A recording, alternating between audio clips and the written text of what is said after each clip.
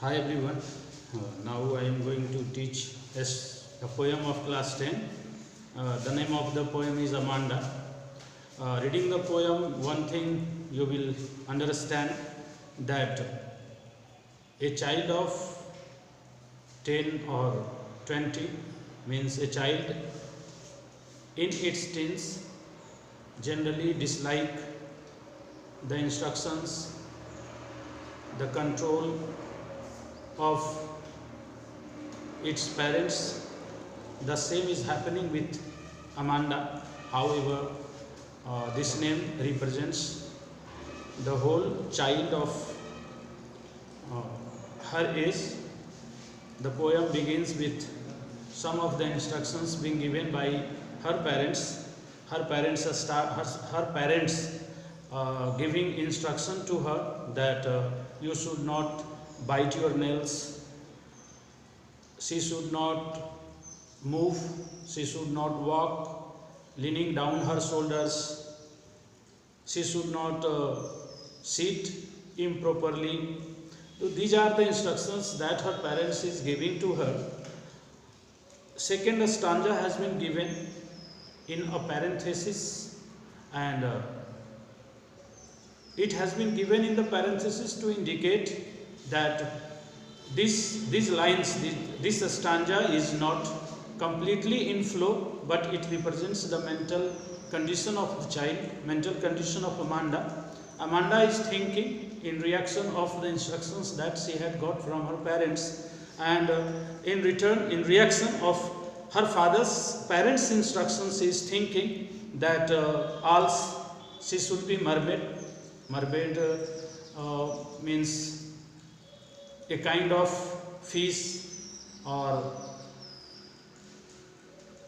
a creature live freely in water. So she is thinking that also had she been a mermaid, she would have moved of her choice. No one would have been there to give her any kind of instructions. She would not have any kind of bondage of her parents had she been a mermaid. In third stanza again we come to the reality, and her parents is giving instruction to her. They are asking, her parents is asking if she has completed her homework or not, if she has tidied up her room, if she has tidied up her shoes, and these instructions keep coming to her from her parents. And again parenthesis is there, and in it she is thinking, again it represents the imagination of Amanda against the instructions and control of her parents. She is thinking that also she would be an orphan, she could roam, she could have excursion alongside the street, in any street, without any kind of interjection of her parents. She can move, patting up, making patterns with her bare feet on dusty streets, dusty ways, and she thinks that this kind of peace must be golden in her life. The freedom must be sweet for her. Again, in fourth stanza, we have the same kind of instructions from her parents. Her parents saying her that she should not eat chocolate because chocolate may cause acne on her face. Pustules, we call it. Acne means her parents tell her that acne will appear on her face if she eats more and more chocolates. When her parents feel that Amanda is not paying attention at their instructions to her, so taking her cares, they especially speak to her that she should be attentive whatever they are saying. Against the instructions of her parents, once again she comes in the world of her own, in the world of her imagination, and she is comparing herself to the Rapunzel. Rapunzel, who live in an ivory tower. Ivory tower means where no one can reach to snatch her freedom, snatch her privacy.